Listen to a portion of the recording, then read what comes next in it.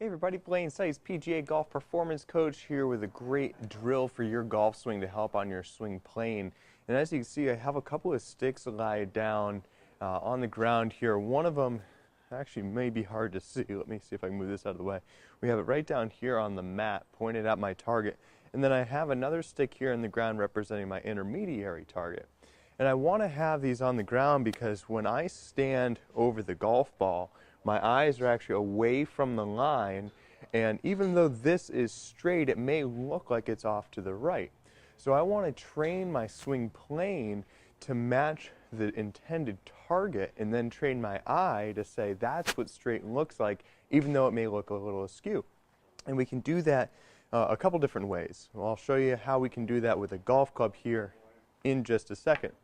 But let me represent this to you with a double club. You may have seen these around somewhere before at training facilities, but essentially this extra bit of shaft is going to go underneath my left arm. And what I'm going to be able to do is, while I'm practicing here, is I'm going to start with my club head down by the stick on the ground, making sure that my feet, knees, hips, and shoulders are parallel to my target line. And then I'm going to push the club back until the shaft in my hands is parallel to this stick on the ground.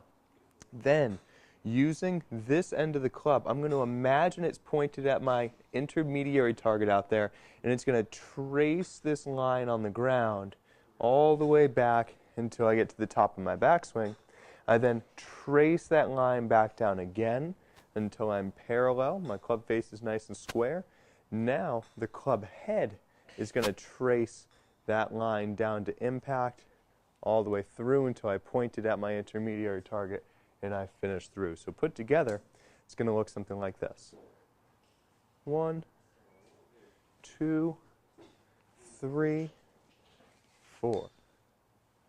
1, 2, 3, and 4. And I'm really just trying to get this to match this line while checking on a few key pieces. Now, one of the things to keep in mind here is, how can you tell if your club face is square along the way? Well, a lot of people will tell you that if the toe of your club is sticking straight up, that you're square. If it's pointed off to the right for a right-handed player, that it's open. If it's pointed off to the left here, that it's closed. But I'm actually a big believer that the grooves of the club should match your spine angle. So if I were to stand up tall and hold this club right next to me, sure, the toe is straight up and down, but as I hinge forward, the club changes to match me. So if I'm taking my setup and I take the club back to here, it may appear as though this club face is a little bit shut, but it matches my spine line, so I believe that's actually square. Now, I told you can do this drill without a double club. If you have an alignment stick, you can do something very similar. I like to take the alignment stick and place it right underneath the bottom of the club so that when I take my grip, it fits right into my knuckles nicely and it almost feels like there's nothing there. And then using my club, I can go through this same drill here, tracing these lines and working on my swing plane.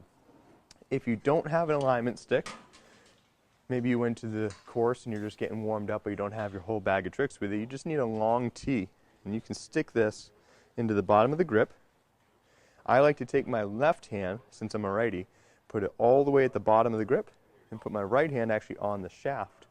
And I'll set up to this stick on the ground with good posture, but allow the club head to hover in the air. And I do this so when I take the club back, I have an extra bit of shaft where the grip is, plus this tee that I can use to trace my lines.